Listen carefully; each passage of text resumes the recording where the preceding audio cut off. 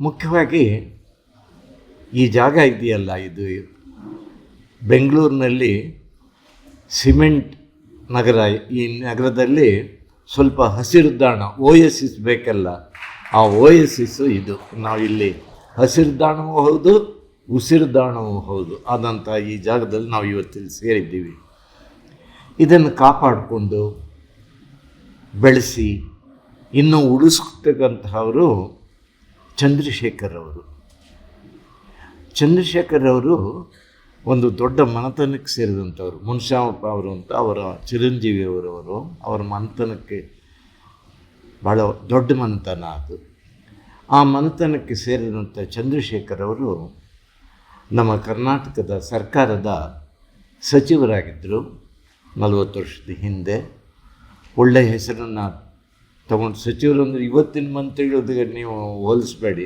ಆ ಕಾಲದ ಇದು ಅಂದರೆ ಸೇವೆಯೇ ಅದನ್ನು ಮಾಡುವುದಕ್ಕೆ ನಮಗೊಂದು ಜನ ಅವಕಾಶ ಕಲ್ಪಿಸಿದ್ದು. ಅದು ಮಂತ್ರಿ ಸ್ಥಾನ, MLA ಇದೆಲ್ಲ ಆಗಿ ಅಂತ ತಿಳ್ಕೊಂಡು ಕೆಲಸ ಮಾಡಿದಂತಹ ಚಂದ್ರಶೇಖರ್ ಅವರು ಅದೊಂದು ಭಾಗ. ತಮ್ಮ ಮನೆತನದ ಪರಂಪರೆ ಮತ್ತು ಕೀರ್ತಿಯನ್ನು ಕಾಪಾಡಿ ಬೆಳೆಸ್ಕೊಳ್ತಕ್ಕಂಥದ್ದು ಅದೊಂದು ಭಾಗ. ಆದರೆ ಅವರು ಹೃದಯದಲ್ಲಿ ಒಂದು ತುಂಬಿಕೊಂಡಿದ್ದರು, ಕನಸು ಮನಸ್ಸಿನಲ್ಲಿ ಒಂದು ತುಂಬಿಕೊಂಡಿದ್ದರು. ಅದು ಏನು ಅಂದರೆ ಕುವೆಂಪು ಅವರು. ಯಾವ ಕುವೆಂಪು ಅವರು ಆ ಹೆಸರು ಹೇಳಿದರೆ ಇಡೀ ಕರ್ನಾಟಕದ ಕೋಟಿ ಕೋಟಿ ಶಿಕ್ಷಣ, ಸಾಹಿತ್ಯ, ಕಲೆ ಇದರಲ್ಲಿ ಒಂದು ಆಸಕ್ತಿ ಹೊಂದಿದ್ದ ಅಂತಹ ಮನಸ್ಸುಗಳನ್ನು ಮಿಡಿಯುವ ಹೆಸರಾದ ಕುವೆಂಪು. ಅದು ಕೇವಲ 3 ಅಕ್ಷರ ಅಲ್ಲ, ಅವರದೇ ಭಾಷೆಯಲ್ಲಿರೋದು. ಆದರೆ ಕುವೆಂಪು ಅನ್ನುವುದು ಅದು ಮಂತ್ರ ಕಣ, ಅದು ಶಕ್ತಿ ಕಣ, ಅದು ತಾಯಿ ಕಣ, ಅದು ದೇವಿ ಕಣ. ಹಂಗೆ ಅದು ಕುವೆಂಪು ಅಂತಕ್ಕಂಥದ್ದು. ಆ ಕುವೆಂಪುನ ತುಂಬಿಕೊಂಡಿದ್ದರು ತಮ್ಮ ಹೃದಯದಲ್ಲಿ ಚಂದ್ರಶೇಖರ್ ಅವರು. ಅಧ್ಯಯನ ಬಿಡುವಾದಾಗ ಕುವೆಂಪು ಅವರ ಕೃತಿಗಳು. ಹೀಗಾಗಿ ಅವರ ಹೆಸರನ್ನು ನಾವು ಜನಕ್ಕೆ ತಲುಪಿಸ್ಬೇಕು ಅಂಥೇಳಿ ರಾಜಕೀಯದಲ್ಲಿದ್ದರು, ಒಂದು ದೊಡ್ಡ ಮನೆತನದಲ್ಲಿದ್ದರು. ಬಿಡುವು ಮಾಡಿಕೊಂಡು ಕುವೆಂಪು ಹೆಸರಿನಲ್ಲಿ ಅನೇಕ ಕಾರ್ಯಕ್ರಮಗಳನ್ನ ನಡೆಸ್ಕೊಂಡು ಬಂದರು. ತಂದೆ ಮಾಡಿದಂತಹ ಕಾರ್ಯಕ್ರಮ ಒಂದು ದಿವಸ ಇದ್ದಕ್ಕಿದ್ದ ಹಾಗೆ ನನ್ನ ಮನೆಗೆ ಅವರ ಚಿರಂಜೀವಿಯಾದಂತಹ ನರೇಂದ್ರ, MC ನರೇಂದ್ರನ ಕರ್ಕೊಂಡು ನಾನು ರಾಜಾಜಿನಗರದ ಮನೆಯಲ್ಲಿದ್ದಾಗ ಬಂದರು ಚಂದ್ರಶೇಖರ್ ಅವರು. ಸ್ವಲ್ಪ ನಡೆಯಕ್ಕೆ ತೊಂದರೆ ಇತ್ತು, ಕೋಲಿಟ್ಕೊಂಡು ಇದೆಲ್ಲ ಬಂದು ಅವರು ಹೇಳಿದರು. ಆಗ ಕುಪ್ಪಳಿಯಲ್ಲಿ ಕುವೆಂಪು ಪ್ರತಿಷ್ಠಾನ ಪ್ರಾರಂಭ ಆಗಿತ್ತು, ನಾನು ಅಧ್ಯಕ್ಷನಾಗಿದ್ದೆ. ಅವರು ಹೇಳಿದರು, ನೀನು ನೋಡಿದರೆ ನಮ್ಮ ಕುವೆಂಪು ಅವರು ಕೆಲಸ ನಾನು ಚೆನ್ನಾಗಿ ನಡೆಸ್ಕೊಂಡು ಹೋಗೋ ವ್ಯಕ್ತಿ ಅಂತ ನನಗೆ ರಿಪೋರ್ಟ್ ಬಂದಿದೆ. ನಿಮ್ಮ ಬಗ್ಗೆ ನಮಗೆ ತುಂಬ ಪ್ರೀತಿ ಮತ್ತು ಗೌರವ. ವಯಸ್ಸಿನಲ್ಲಿ ನನಗಿಂತ ಚಿಕ್ಕವನಾದರೂ ಕೂಡ ಯಾಕೆ ಗೌರವ ಕೊಡೋದಕ್ಕೆ ನಿಮ್ಮ ಮನೆಗೆ ಬಂದಿದ್ದೀನಿ ಅಂದರೆ ಹಾರ ತೊಗೊಂಡು ಬಂದಿದ್ದು ಹಾಕಿ ಹೇಳಿದರು. ಕುವೆಂಪು ಅವ್ರನ್ನ, ಅವರು ಮಾಡುವ ಸೇವೆಯನ್ನು, ಇದು ಈ ನಾಡು ಮತ್ತು ನುಡಿಗೆ ಮಾಡ್ತಕ್ಕಂಥ ದೊಡ್ಡವಾದ ಒಂದು ಸೇವೆ, ಸಾರ್ಥಕವಾದಂತಹ ಸೇವೆ. ಆ ಪುಣ್ಯ ನಿಮಗೆ ಪ್ರಾಪ್ತವಾಗಿದೆ. ಕೀರ್ತಿವಂತರಾಗಿ ನಿಷ್ಠೆಯಿಂದ ಇದನ್ನು ನಡೆಸ್ಕೊಂಡೋಗಿ ಅಂತ ನಿಮಗೆ ಹೇಳೋದಕ್ಕೆ ನಿಮ್ಮ ಮನೆಗೆ ಬಂದಿದ್ದೀನಿ ಅಂತ ಹೇಳಿದಂಥ ದೊಡ್ಡ ಮನುಷ್ಯರು ಚಂದ್ರಶೇಖರ್ ಅವರು. ಅವರ ಸೌಭಾಗ್ಯವತಿಯವರು ಮಾತೃ ಸ್ವರೂಪರಾದಂತಹ ಸರೋಜಮ್ಮನವರು ಇವತ್ತಿಲ್ಲಿ ಬಂದಿದ್ದಾರೆ.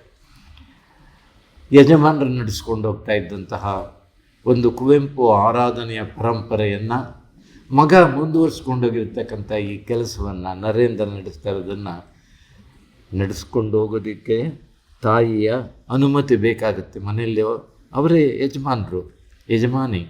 ಅವರು ಎಂದೂ ಕೂಡ ನೀನು ಯಾಕಪ್ಪ ಇದಕ್ಕೆಲ್ಲ ಹೋಗ್ತಿದ್ದಿ ಅಂತ ತಡಿಬೋದಾಗಿತ್ತಿಲ್ಲ, ಎಂದೂ ತಡೆದವರಲ್ಲ. ನಮ್ಮ ಯಜಮಾನರು ಯಾವ ಕೆಲಸವನ್ನು ನಡೆಸ್ಕೊಂಡು ಹೋದರೂ ಮಗ ಒಳ್ಳೆಯ ರೀತಿಯಲ್ಲಿ ಮುಂದುವರಿಸ್ಕೊಂಡು ಹೋಗ್ತಾ ಇದ್ದಾನೆ ಅಂತ ಹೇಳುವ ಸಂತೋಷ ಪಡುವ ಶ್ರೀಮಂತ ಹೃದಯದ ಮಾತೃಶ್ರೀ ಸರೋಜಮ್ಮನವ್ರಿಗೆ ನಮ್ಮೆಲ್ಲರ ಪರವಾಗಿ, ನಾವು ಕನ್ನಡಿಗರೇ ನಿಮಗೆ ತರಬೇತಿ.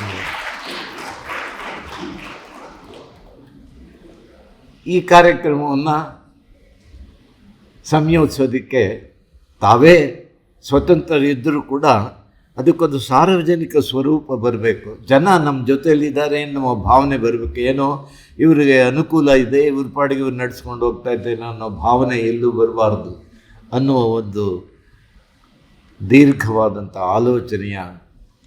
ಆಲೋಚನೆಯಿಂದ ಪ್ರೇರಣೆ ಪಡೆದಂತಹ ನರೇಂದ್ರ ಮತ್ತು ಅವರ ಸ್ನೇಹಿತ ವರ್ಗ ಬಹಳ ದೊಡ್ಡವರು. ನರೇಂದ್ರ ಎಲ್ಲೂ ಕಾಣಿಸ್ಕೊಳ್ಳೋದು, ಯಾಕೆಂದರೆ ಅವರ ಸ್ನೇಹಿತರನ್ನೇ ಒಂದು ಜೊತೆಯಲ್ಲಿ ಇಟ್ಕೊಂಡು ಸಂಘಟನೆಗೆ ಅದು ಬೇಕಾಗುತ್ತೆ. ಒಂದು ದೊಡ್ಡ ಕೆಲಸ ಮಾಡಬೇಕು ಅಂತಂದರೆ ಅದು ಒಬ್ಬನಿಂದನೇ ಸಾಧ್ಯವಾಗ್ತಕ್ಕಂಥದ್ದಲ್ಲ, ಸಂಘಟನೆ ಸೇರ್ತಕ್ಕಂಥದ್ದು 10 ಜನ ಬೇಕು. ಅಂತಹ ಒಂದು ಸ್ನೇಹ ವೃಂದವನ್ನು, ಪ್ರೋತ್ಸಾಹ ಕೊಡುವ ಸೌಮನಸ್ಸುಗಳನ್ನು ಹೊಂದಿದಂತಹ ಸಹೃದಯರ ಒಂದು ಗುಂಪನ್ನು ಅವ್ರ ಜೊತೆಯಲ್ಲಿ ಇಟ್ಕೊಂಡಿದ್ದಾರೆ. ಅವರೆಲ್ಲ ಆಲೋಚನೆ ಮಾಡಿ ಏನು ಮಾಡಿದರು ಅಂದರೆ, ಇದನ್ನು ನಾವು ನಮ್ಮ ಸಂಸ್ಥೆಯಿಂದ ನಡೆಸೋದ್ರ ಜೊತೆಗೆ ಸಹಯೋಗವನ್ನು ಇಟ್ಕೊಂಡು ಹೋಗೋದು ಒಳ್ಳೆಯದು ಅಂತ ಹೇಳಿ ಒಂದು ಉತ್ತಮವಾದ ಆಲೋಚನೆಯಿಂದ ಮೈಸೂರು ವಿಶ್ವವಿದ್ಯಾಲಯದ ಸಹಕಾರವನ್ನು ಪಡೆದರು. ಅದರಲ್ಲಿ ಆಶಯ, ಇಷ್ಟೊಂದು ವಿಶ್ವವಿದ್ಯಾಲಯದಲ್ಲಿ ಯಾವುದೇ ವಿಶ್ವವಿದ್ಯಾಲಯದ ಸಹಕಾರ ಪಡಿಬೋದಾಗಿತ್ತಲ್ಲ, ಮೈಸೂರದೇ. ಯಾಕೆಂದರೆ ಕುವೆಂಪು ಅವರು ಮತ್ತು ಯಾವ ತೇಜಸ್ವಿಯ ಹೆಸರಿನಲ್ಲಿ ಇದೆಲ್ಲ ಮಾಡೋದಕ್ಕೆ ಹೊರಟಿದ್ದಾರೋ ಅವರ ಆ ತೇಜಸ್ವಿಯ ತಂದೆಯಾದಂಥ ಕುವೆಂಪುರವರ ಮಾತೃ ಸಂಸ್ಥೆ ಮೈಸೂರು ವಿಶ್ವವಿದ್ಯಾಲಯ. ಅಲ್ಲಿ ಅವರು ಅಧ್ಯಾಪಕರಾಗಿದ್ದರು, ಪ್ರಾಧ್ಯಾಪಕರಾದರು, ಮಹಾರಾಜ ಕಾಲೇಜಿನ ಪ್ರಿನ್ಸಿಪಾಲ್ರಾದರು, ವೈಸ್ ಚಾನ್ಸಲರ್ ಆದರು. ಆದ್ದರಿಂದ ಆ ವಿಶ್ವವಿದ್ಯಾಲಯ ನಮ್ಮ ಜೊತೆಯಲ್ಲಿ ಇದ್ದೆ ಅಂತಂದರೆ ಅದೇ ಒಂದು ಸಂತೋಷ ಅಂತ ತಿಳ್ಕೊಂಡು ಅವ್ರನ್ನ ಕೇಳಿದರು. ನಮ್ಮ ಕುಲಪತಿಗಳಾದಂಥ ಲೋಕನಾಥ್ ಅವರು ಮತ್ತು ಕನ್ನಡ ಅಧ್ಯಯನ ಸಂಸ್ಥೆಯ ಡೈರೆಕ್ಟರ್, ನಿರ್ದೇಶಕರಾಗಿರ್ತಕ್ಕಂಥ ಲೋಲಾಕ್ಷಿ ಅವರು, ಪ್ರೊಫೆಸರ್ ಡಾಕ್ಟರ್ ಲೋಲಾಕ್ಷಿ ಅವರು ಸಂತೋಷದಿಂದ ಇದು ನಮಗೆ ಸಿಕ್ಕಂತಹ ಒಂದು ಸುವರ್ಣಾವಕಾಶ, ನಾವು ಇದಕ್ಕೆ ಸಹಕಾರವನ್ನು, ಬೇಷರ ಸಹಕಾರವನ್ನು ಕೊಡ್ತೇವೆ ಅಂತೇಳಿ ಈ ಸಹಯೋಗದಲ್ಲಿ ಈ ಕಾರ್ಯಕ್ರಮವನ್ನು ಮಾಡಿದ್ದಾರೆ. ಕನ್ನಡ ಅಧ್ಯಯನ ಸಂಸ್ಥೆಯ ನಿರ್ದೇಶಕರು ಕೂಡ ನಮ್ಮ ಜೊತೆಯಲ್ಲಿ ಇಲ್ಲಿರ್ತಕ್ಕಂಥದ್ದು ತುಂಬ ಸಂತೋಷ. ತೇಜಸ್ವಿ ನೋಡಿ, ಕುವೆಂಪು ಅವರು ಕನ್ನಡಕ್ಕೆ ತೇಜಸ್ಸು ಕೊಟ್ಟವರು, ಕನ್ನಡ ಸಾಹಿತ್ಯಕ್ಕೆ. ಕುವೆಂಪು ಅವರು ಕನ್ನಡ ಸಾಹಿತ್ಯಕ್ಕೆ ಪ್ರವೇಶಿಸೋದಕ್ಕೆ ಮೊದಲು ಕನ್ನಡ ಸಾಹಿತ್ಯ ಹೇಗಿತ್ತು ಅಂದರೆ ಬಹಳ ಬರಡು ಭೂಮಿ ಇತ್ತು, ಒಂದು ರಿಕ್ತ ಸ್ಥಿತಿಯಲ್ಲಿತ್ತು, ತುಂಬ ವರ್ಧಿಷ್ಣು ಸ್ಥಿತಿಗೆ ಇಲ್ಲ ಹಾಗೆ. ಯಾಕೆಂದರೆ ಒಂದು ಸ್ಥಿತ್ಯಂತರದ ಕಾಲಘಟ್ಟದಲ್ಲಿತ್ತು. ಅದುವರೆಗಿದ್ದಂತಹ ಹಳೆಗನ್ನಡದ ಪರಂಪರೆ ಹೋಗಿ ನಡುಗನ್ನಡದ ಪರಂಪರೆ ಹೋಗಿ ಹೊಸಗನ್ನಡದ ಒಂದು ಪ್ರಯೋಗಗಳು ನಡೀತಾ ಇದ್ದನ್ನು ಕೂಡ ಕನ್ನಡದ ಬೇರೆ ಜಗತ್ತಿನ ಉನ್ನತವಾದ ಸ್ಥಿತಿಯಲ್ಲಿರ್ತಕ್ಕಂಥ ದೊಡ್ಡ ದೊಡ್ಡ ಸಾಹಿತ್ಯಕ್ಕೆ ಹೋಲಿಸಿದಾಗ, ಇಂಗ್ಲೀಷ್ ಇರ್ಬೋದು, ಯುರೋಪಿಯನ್ ಲಿಟ್ರೇಚರ್, ಅದಕ್ಕೆ ಹೋಲಿಸಿದಂಥ ಸಂದರ್ಭದಲ್ಲಿ ನಮ್ಮಲ್ಲಿ ಅದಕ್ಕೆ ಸಮಾನವಾದಂತಹ ಸದೃಶವಾದಂತಹ ಸಾಹಿತ್ಯ ಕೃತಿಗಳು ಬೇಕು ಅಂತ ಮನಗಂಡಂತಹ ಕುವೆಂಪು ಅವರು ಅಂತಹ ಕಾದಂಬರಿಗಳನ್ನು ಕೊಟ್ಟರು, ನಾಟಕಗಳನ್ನು ಕೊಟ್ಟರು. 2 ಕಾದಂಬರಿ ಅಂದರೆ ಏನು, ಕಾನೂರಿ ಹೆಗ್ಗಡತಿ ಮತ್ತು ಮಲೆಗಳಲ್ಲಿ ಮದುಮಗಳು, ಅದೆಲ್ಲ ನಿನ್ನೆ ಕಾರ್ಯಕ್ರಮ ಕೆಲವೆಲ್ಲ ಪ್ರಸ್ತಾಪಿಸಿರ್ತಾರೆ, ಇವತ್ತು ಮಧ್ಯಾಹ್ನ ಹೇಳಿರೋದು. ಅಂತಹ ಕುವೆಂಪು ಅವರು ಕನ್ನಡಕ್ಕೆ ಒಂದು ಸರ್ವತೋಮುಖವಾದಂತಹ ವಿಸ್ತಾರವನ್ನು, ವೈಭವವನ್ನು ದೊರಕಿಸಿಕೊಟ್ಟಂತಹ ಕುವೆಂಪು ಅವರು ಬರೀ ಕನ್ನಡಕ್ಕೆ ತೇಜಸ್ಸು ಕೊಡೋದ್ರ ಸಾಲದು, ಒಬ್ಬ ತೇಜಸ್ವಿನೇ ಕೊಡ್ತೀವಿ ಅಂತೇಳಿ ಒಬ್ಬ ಮಗನನ್ನು ನಮಗೆ ಕೊಡ್ತೇವೆ. ಕುವೆಂಪು ಅವರು ಕನ್ನಡಕ್ಕೆ ನೋಡಿ, ಕುವೆಂಪು ಅವ್ರಿಗೆ ಸಾಹಿತ್ಯ ಅಕಾಡೆಮಿ ಪ್ರಶಸ್ತಿ ಎಲ್ಲ ಬಂದತಿ. ಪ್ರಶಸ್ತಿಗಳು ಅಂದರೆ ಕುವೆಂಪು ಅವರು ಅದೇನು ಅವ್ರಿಗೆ ದೊಡ್ಡದಲ್ಲ, ಆದರೆ ಆ ಪ್ರಶಸ್ತಿ ಕೊಡೋರು ಇವ್ರಿಗೆ ಕೊಡೋದ್ರ ಮೂಲಕ ಗೌರವ ಸಂಪಾದಿಸುವ ದೃಷ್ಟಿಯಿಂದ ಅನೇಕ ವಿಶ್ವವಿದ್ಯಾಲಯಗಳವರಿಗೆ ಡಾಕ್ಟರೇಟ್ ಕೊಟ್ಟರು, ಇದೆಲ್ಲ.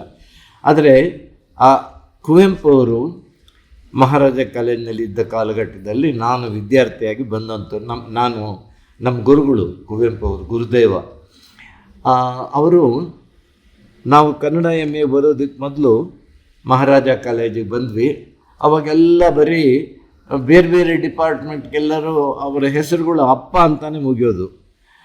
ಕನ್ನಡಕ್ಕೆ ಪುಟ್ಟಪ್ಪನವರು, ಆಮೇಲೆ ಬೇರೆ ಬೇರೆ ವಿಭಾಗಕ್ಕೆ ಹಾಲಪ್ಪನವರು, ಗಸ ಹಾಲಪ್ಪನವರು ಅಂತ, ತೋಟದಪ್ಪ, ಪುಟ್ಟಪ್ಪ, ನಾಗಪ್ಪ ಇವುಗಳೇ ಇದ್ದರು. ಅದನ್ನೆಲ್ಲ ಹುಡುಗರು ನಮ್ಮ ತೇಜಸ್ವಿ ಏನು ಮಾಡೋದು, ನೀವು ನಮ್ಮ ಸುಷ್ಮಿತಾ ಮತ್ತು ಈಶಾನ್ಯ ಬಂದಿದ್ದಾರೆ ಇವತ್ತು. ನಮ್ಮ ತೇಜಸ್ವಿಯ ಕುಟುಂಬದ ಪರಂಪರೆಗೆ 2 ಕೊಂಡಿ 2 ಚಿಗುರು, ಅವರು ಹಳೆ ಬೇರು, ಹೊಸ ಚಿಗುರು ಇವರು ಇಲ್ಲಿ ಕೂತಿದ್ದಾರೆ. ಬಲು ತಮಾಷೆ, ನಮ್ಮ ತೇಜಸ್ವಿ ಅವರೇನು ಮಾಡೋನು ಈ ಹೆಸರುಗಳನ್ನೆಲ್ಲ ಪ್ರೊಫೆಸರ್ಸ್ಗಳು ಎಕನಾಮಿಕ್ಸು ಪೊಲಿಟಿಕಲ್ ಸೈನ್ಸು ಇವಾಗೆಲ್ಲ ಪ್ರೊಫೆಸರ್ಗಳನ್ನ ಅವ್ರಿಗೆ ಹೇಳೋದು, ಇವರು ತೋಟದಪ್ಪನವರು garden father, Puttappa small father, ಆಮೇಲೆ ಹಾಲಪ್ಪ ಮಿಲ್ಕ್ ಫಾದರ್, ಹಾಲಪ್ಪ ಒಬ್ಬರು ಇದ್ದರು ಮಿಲ್ಕ್ ಫಾದರ್ ಅಂತ ಕರೆಯೋದು, ಇನ್ನೊಬ್ಬರು ಹುಚ್ಚಪ್ಪನವರು ಅಂತಿದ್ದಾರೆ ಮ್ಯಾಡ್ ಫಾದರು, ಅವರೆಲ್ಲ ಬರ್ತಿದ್ದಾರೆ, ಇವರೆಲ್ಲ ಬರೀ ಫಾದರ್ಗಳೇ ಇದ್ದಾರೆ ಇವರು ಅಂತ ಹೇಳಿ ತಮಾಷೆ ಮಾಡೋದು ಹುಡುಗರು. ಆಮೇಲೆ ಹೇಳೋದು, ನಾನು ಹೇಳೋದು ಅವ್ರಿಗೆ ಅವಾಗ ನನಗಿಂತ ತೇಜಸ್ವಿ 4 ವರ್ಷ ವಯಸ್ಸಿನಲ್ಲಿ 2 ವರ್ಷ ಚಿಕ್ಕವರು. ಆದರೆ ಅವರು ಮಹಾರಾಜ ಕಾಲೇಜಿಗೆ ಬರುವಷ್ಟೊತ್ತಿಗೆ ನಾನು MAನಲ್ಲಿದ್ದಾಗ ಅವರು ಆನರ್ಸಿಗೆ ಬಂದರು. ನಮ್ಮ ತೇಜಸ್ವಿ ಬ್ಯಾಚು ಅಂದರೆ CPK, ಜೀಶಂ ಪರಮಶಿವಯ್ಯ, GH ನಾಯಕ್, ನಮ್ಮ ತೇಜಸ್ವಿ, ಇವರೆಲ್ಲ ಒಂದು ಶಾಮಣ್ಣ ಅವರೆಲ್ಲ ಆಮೇಲೆ ಬಂದವರು, ಇವರು ಬ್ಯಾಚ್ ಅವರು. ನಾನೊಂದು ಪ್ರಬಂಧ ಮಂಡಿಸಿದಾಗ ನಮ್ಮ ಪ್ರೊಫೆಸರ್ ಏನಾಯಿತು, ಕುವೆಂಪು ಅವರು ನಾವು ಬರುವಷ್ಟೊತ್ತಿಗೆ ಅವರು ಪ್ರಿನ್ಸಿಪಾಲ್ ಆಗಿದ್ದರು, ಆಮೇಲೆ ವೈಸ್ ಚಾನ್ಸಲರ್, 6 ತಿಂಗಳಿಗೆ ವೈಸ್ ಚಾನ್ಸಲರ್ 1955ನೇ ಇಸ್ವಿಯಲ್ಲಿ. ನಾವು ಬರೋವರೆಗೂ ಕನ್ನಡ ಆನರ್ಸ್ಗೆ ಮತ್ತು MAಗೆ ಎಷ್ಟು ಜನ ಸ್ಟೂಡೆಂಟ್ಸ್ ಇರ್ತಿದ್ರು ಅಂದರೆ 4 ಜನ 5 ಜನ, ಒಬ್ಬರೇ ಇದ್ದರು. ಒಂದು ಸರ್ತಿ SV ಪರಮೇಶ್ವರ ಭಟ್ರು ನೀವೆಲ್ಲ ಕೇಳಿದ್ದೀರಿ ಯುವಕರು. ಆ ಪರಮೇಶ್ವರ ಭಟ್ರು BA ಆನರ್ಸ್ಗೂ 3 ವರ್ಷ ಒಬ್ಬರೇನೇ, MAನಲ್ಲೂ ಒಬ್ಬರೇನೆ. ಸಾಮಾನ್ಯವಾಗಿ ಮೇಷ್ಟ್ರು ಬರೆದಿದ್ದರೆ ನಮಗೆ ಕ್ಲಾಸ್ ಇಲ್ಲ, ಆದರೆ ಅವರೇ ಬರೆದಿದ್ದರೆ ಮೇಷ್ಟ್ರಿಗೆ ಕ್ಲಾಸ್ ಇಲ್ಲ, ಆ ಥರ ಪರಮೇಶ್ವರ ಭಟ್ರು. ಅಂಥ ಕಾಲದಲ್ಲಿ ನಾವು 25 ಜನ ಬಂದು ನಮ್ಮದು ಫಸ್ಟ್ ಬ್ಯಾಚ್. ಅಷ್ಟು ಜನ ಕುವೆಂಪು ಅವರು ನಮ್ಮನ್ನೆಲ್ಲ ನೋಡಿದ್ರು, ಕ್ಲಾಸ್ ತೊಗೊಂಡವರು 25 ಜನ. ಕುವೆಂಪು ಅವರು ಸ್ವಲ್ಪ ರೂಪಕಗಳಲ್ಲಿ ಮೆಟಾಫರ್ಸ್ನಲ್ಲಿ ಮಾತಾಡೋರು. ಅವರು ನಮ್ಮನ್ನು 25 ಜನ ನೋಡಿಬಿಟ್ಟು, ಓಹೋ ಮಳೆಗಾಲದ ಪ್ರವಾಹ ಬಂದಂಗೆ ಬಂದಿದ್ದೀರಿ ಅಂತ ಹೇಳಿದರು.